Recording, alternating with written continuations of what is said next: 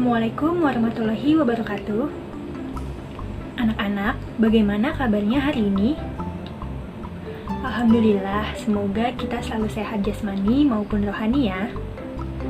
Hari ini kita akan belajar tentang perubahan rupa bumi dengan tujuan pembelajaran yaitu: pertama, siswa dapat memahami pentingnya belajar perubahan bentuk rupa bumi. Yang kedua, siswa dapat menyebutkan peristiwa yang menjadi penyebab perubahan bentuk rupa bumi yang terjadi di lingkungan siswa. Ketiga, siswa dapat memahami cara menanggulangi penyebab terjadinya perubahan bentuk rupa bumi. Yang keempat, siswa dapat menjelaskan implementasi cara menanggulangi penyebab terjadinya perubahan bentuk rupa bumi dalam kehidupan sehari-hari. Oke, langsung saja kita simak baik-baik ya. Perubahan rupa bumi disebabkan oleh tenaga eksogen dan tenaga endogen. Tenaga endogen adalah tenaga yang berasal dari dalam bumi. Tenaga endogen merupakan penyebab permukaan bumi tidak rata dan adanya perbedaan kulit bumi antar lempeng. Secara umum, aktivitas endogen dibagi menjadi tiga, yaitu tektonisme, vulkanisme, dan seisme. Tektonisme adalah tenaga yang berasal dari desakan yang terdapat di dalam bumi dan merupakan dampak dari adanya panas bumi. Jadi, lapisan bumi yang tertekan akan mengurangi lapisan bumi di atasnya nih anak-anak, sehingga adanya pergerakan lempeng bumi secara horizontal dan vertikal atau disebut dengan gerakan tektonik. Vulkanisme yaitu peristiwa yang berhubungan dengan pembentukan gunung api, yaitu pergerakan magma yang menyusup ke lapisan lebih atas atau keluar permukaan bumi. Tapi proses vulkanisme itu dibagi menjadi dua, intruksi dan eksklusi. Kalau intruksi, magma tidak keluar atau tidak mencapai permukaan bumi, sedangkan eksklusi, magma menerobos sampai permukaan bumi. Ketiga, seisme atau gempa bumi merupakan satu peristiwa endogen yang berperan dalam membentuk permukaan bumi. Peristiwa seisme bisa dipengaruhi oleh aktivitas vulkanik, reruntuhan atau terban, dan aktivitas tektonik itu sendiri. Berbeda dengan tenaga endogen, tenaga eksogen bersifat merombak bentuk permukaan bumi hasil bentukan tenaga endogen. Nah, tenaga eksogen menyebabkan perubahan bentuk atau relief permukaan bumi. Anak-anak, berikut bentuk yang dihasilkan oleh tenaga eksogen. Pertama, peristiwa pelapukan, yaitu proses hancurnya batuan dari bentuk gumpalan menjadi butiran yang lebih kecil.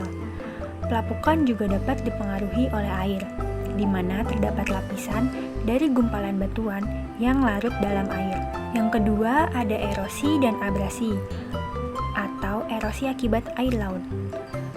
Ini merupakan peristiwa pengikisan yang disebabkan oleh media gerak seperti air sungai, angin, gelombang laut, dan gletser. Akibat lain dari erosi adalah menurunnya kemampuan tanah untuk meresapkan air atau infiltrasi. Yang ketiga, mass wasting atau pergerakan batuan dan tanah disebabkan oleh gaya gravitasi. Peristiwa ini sering ditemui di lereng benua baik di darat maupun di laut. Salah satu bentukan dari mass wasting adalah lereng bukit yang mengalami tanah longsor. Keempat, peristiwa sedimentasi merupakan peristiwa pengendapan material yang didukung oleh media air, angin, dan es dalam suatu cekungan. Nah, mari kita simak video percobaan salah satu akibat tenaga eksogen, yaitu erosi pada tanah berikut ini. Langkah percobaannya adalah: pertama, kita tempatkan 3 botol plastik dengan isi yang berbeda-beda pada posisi sejajar seperti ini. Berikutnya, Kak Hendro akan memasang wadah penampung pada masing-masing mulut botol. Kita mulai dari botol plastik yang pertama ya, kita pasang wadah penampungnya. Oke.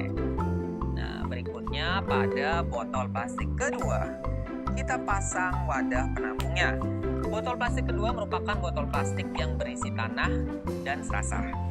Oke, berikutnya Kak Hendro akan memasang wadah penampung pada mulut botol plastik yang ketiga, yaitu botol plastik yang berisi tanah yang sudah ditanami dengan tumbuhan.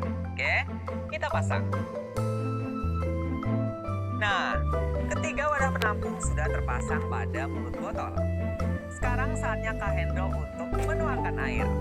Kita mulai dari botol plastik yang pertama, yaitu botol plastik yang berisi tanah. Kita tuangkan airnya pelan-pelan ya. Oke, kita tuang tuangkan sampai airnya mengalir ke wadah penampung ya. Oke, terus ya sampai airnya mengalir.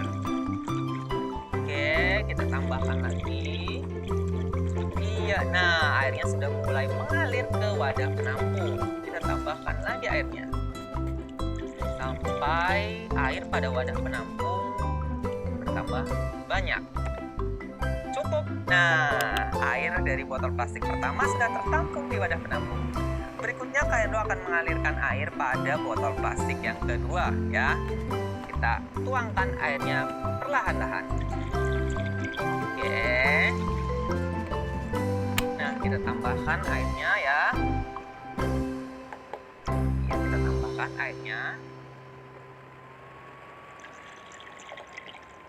Oke, sampai airnya mengalir ke wadah penampung ya. Terus kita isi terus. Oke, nah airnya sudah mulai keluar dan tertampung pada wadah penampung. Kita tambahkan terus agar airnya terus naik ya. Iya, oke, cukup. Nah, sekarang Kak Endo akan menuangkan air pada botol plastik ketiga. Nah, kita tuangkan perlahan-lahan sampai airnya keluar dan tertampung pada wadah penampung. Oke, kita tuangkan perlahan.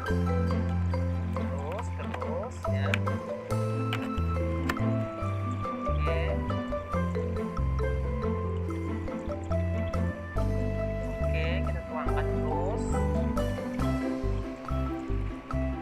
Nah, airnya sudah mulai keluar ya. Dan sudah tertampung di wadah penampung. Kita tambahkan lagi. Sedikit lagi. Oke, cukup. Oke. Nah, sekarang ketiga wadah penampung sudah terisi oleh air. Wow, ternyata tingkat kejernihan air yang tertampung pada tiga wadah penampung berbeda-beda. Air yang berasal dari botol plastik pertama jauh lebih keruh daripada air yang berasal dari botol plastik kedua dan ketiga. Mengapa bisa demikian? Iya, karena tanah yang terdapat pada botol plastik pertama mengalami erosi intensif. Sehingga air yang keluar dari botol plastik pertama hasilnya sangat keruh. Nah, bagaimana dengan botol plastik kedua? Air yang keluar dari botol plastik kedua lebih jernih dari air yang keluar dari botol plastik yang pertama. Karena erosi yang terjadi pada tanah yang ada pada botol plastik kedua lebih sedikit. Karena erosi tersebut tertahan oleh serasa. Nah, sekarang kalian perhatikan air yang ada pada wadah penampung yang mengalir dari botol plastik ketiga. Wow, ternyata airnya sangat jernih. Mengapa bisa demikian? Karena erosi yang terjadi pada botol plastik ketiga ini sangat sedikit. Karena terdapat tanaman yang ada pada botol plastik ketiga. Akar tanaman dapat berfungsi untuk mencegah terjadinya erosi. Sehingga erosi yang terjadi sangat-sangat sedikit. Sehingga air yang keluar sangat jernih. Dari percobaan yang sudah Kak Endo lakukan, berarti dapat disimpulkan bahwa tumbuhan yang kita tanam pada suatu lahan dapat berfungsi untuk mencegah laju erosi. Selain itu, serasah juga dapat berfungsi untuk mencegah laju erosi. Tetapi kemampuan serasah dalam mencegah erosi lebih rendah dibandingkan tanaman. Karena tanaman memiliki akar yang dapat berfungsi untuk mengikat tanah, sehingga erosi yang terjadi bisa sangat-sangat sedikit. Nah, anak-anak sudah lihat kan video percobaan erosi pada tanah? Kalau begitu, apa ya yang bisa kita lakukan untuk menanggulangi erosi? Kita bisa melakukannya dengan sederhana di lingkungan sekitar kita loh. Contohnya, kita bisa melakukan penghijauan dengan menanam tanaman. Kita dapat memanfaatkan lahan kosong atau halaman sekitar rumah kita untuk menanam tanaman sesuai dengan jenis tanaman selera kita. Baik anak-anak, sampai sini dulu ya pembelajaran kita hari ini. Tetap jaga kesehatan, sampai jumpa. Wassalamualaikum warahmatullahi wabarakatuh.